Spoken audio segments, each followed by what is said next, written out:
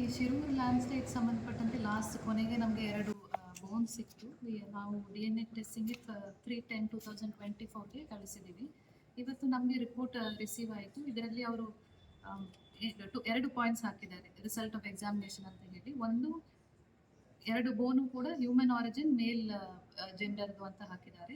ಮತ್ತೆ ಅದು ಇಟ್ಕೊಂಡು ಇನ್ಸಫಿಷಿಯಂಟ್ ಫಾರ್ DNA ಪ್ರೊಫೈಲಿಂಗ್, ಅಂದರೆ ಅದು ಇಟ್ಕೊಂಡು ಯಾರ್ದು ಅಂತ ಗುರುತಿಸಲಿಕ್ಕೆ ಆಗಿಲ್ಲ ಅಂತ ನಮಗೆ ಇವತ್ತು ರಿಪೋರ್ಟ್ ಅವರು ಸಬ್ಮಿಟ್ ಮಾಡಿ. ಅಂದ್ರೆ ಈಗ ಬೋನ್ ಸಿಕ್ಕಿರೋದು 2 ಗಂಡಸರ ಸಪರೇಟ್ ಗಂಡಸರ ಮೇಡಮ್. ಹ್ಯೂಮನ್ ಆರಿಜಿನ್ ಮೇಲ್ ಅದು ಯಾವುದು ಹಾಕಿಲ್ಲ, human origin and male gender ಹಾಕಿದ್ದಾರೆ. ಅಂಡ್ ಅದು ಇಟ್ಕೊಂಡು DNA ಪ್ರೊಫೈಲಿಂಗ್ ಮಾಡ್ಲಿಕ್ಕೆ ಆಗಿಲ್ಲ ಅಂತ ಕೊಟ್ಟಿದ್ದಾರೆ. So they are not able to find anything ಅಂತ. ಬಟ್ ಕಾರಣ ಏನು ಮೇಡಮ್, ಏನಾಗಿದೆ? ಅದು ರೀಸನ್ಸ್ ಯಾವುದು ಅವರು ಹಾಕಿಲ್ಲ, DNA ಪ್ರೊಫೈಲಿಂಗ್ ಮಾಡ್ಲಿಕ್ಕೆ ಆಗಿಲ್ಲ ಅಂತ ಕೊಟ್ಟಿದ್ದಾರೆ. ಅಲ್ಲ, ಪ್ರೊಫೈಲಿಂಗ್ ಮಾಡ್ಲಿಕ್ಕೆ ಆಗಿಲ್ಲ ಅಂತ ಅಷ್ಟೇ ಕೊಟ್ಟಿದ್ದಾರೆ ನಮಗೆ ರಿಪೋರ್ಟ್. ಯಾವುದು ಹೇಳಿ ನೆಕ್ಸ್ಟ್ ಏನು ಫರ್ದರ್ ಏನು ಮಾಡ್ತೀರಾ ಮೇಡಮ್? ಈಗ ನಮ್ಮ ಸೈಡಿಂದ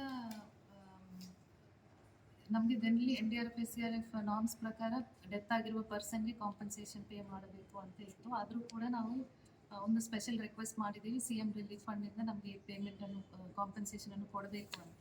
ಸೊ ಅದು ಆಲ್ರೆಡಿ ಅಪ್ರೂವ್ ಆಗಿದೆ, ಕಾಂಪನ್ಸೇಷನನ್ನು ಪೇ ಮಾಡಿದ್ವಿ. ಈ ಪ್ರೊಫೈಲಿಂಗ್ ಮೇಲೆ ನಾವು ಡೆತ್ ಸರ್ಟಿಫಿಕೇಟ್ ಆ ಇಬ್ಬರು ಫ್ಯಾಮಿಲಿಗೆ ಪ್ರೊಸೀಜರ್ ಪ್ರಕಾರ ನಾವು ಇದಕ್ಕೆ ವೆಯ್ಟ್ ಮಾಡ್ತಾ ಇದ್ದೀವಿ. ಇಲ್ಲಾಂದರೆ ಡೆತ್ ಸರ್ಟಿಫಿಕೇಟ್ ಸಿಗಲಿಕ್ಕೆ ಸಮಸ್ಯೆ ಆಗ್ತಾ ಇತ್ತು. ಈಗ ಈ ರಿಪೋರ್ಟ್ ಬಂದಿರೋದ್ರಿಂದ we can process death certificates. ಆ ಇಬ್ಬರಿಗೂ ಕೂಡ ಡೆತ್ ಮೇಡಮ್, ಈಗ ಗಂಗಾವಳಿ ನದಿ ಭಾಗದಲ್ಲಿ ಈಗ ಲ್ಯಾಂಡ್ ಕ್ರಿಯೇಟ್ ಆಗಿದೆ. ಬಟ್ ಅದನ್ನೇ ನೆಕ್ಸ್ಟ್ IRB ಅವರಿಗೆ ಏನಾದರೂ ಇದು ಹೇಳ್ತೀರಾ ಅಥವಾ ಜಿಲ್ಲಾಡಳಿತದಿಂದ ಏನಾದರೂ ಕ್ಲಿಯರ್ ಮಾಡುವಂಥ ಕೆಲಸ?